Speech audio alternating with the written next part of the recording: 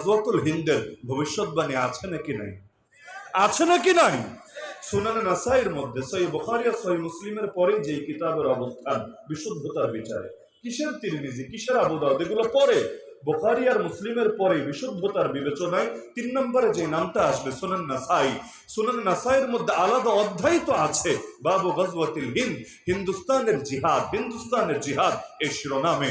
অথচ এই হাদিসগুলো নিয়ে আলোচনা কয়দিন হয় আমাদের সমাজে?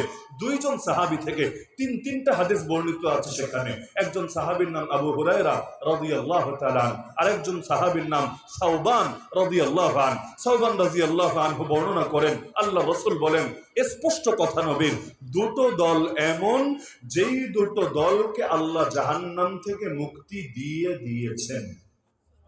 আগামী দিনে দিবেন তা না, দিয়েছেন। আল্লাহর ফয়সালা চূড়ান্ত হয়েছে। কোন 2 দল? ইসাবাতুন তাগজুল হিন্দ, 1 নম্বরই সেই দল যারা হিন্দুস্তানের জমিনে জিহাদ করবে। জিহাদ কি ন্যায়ের পক্ষে হয় না অন্যায়ের পক্ষে হয়? হকের পক্ষে হয় না বাতিলের পক্ষে হয়? আমাদের তো হালত হয়ে গেছে এমন, ওই জিহাদ শব্দটাও মুখে উচ্চারণ করতে ভয় হয়।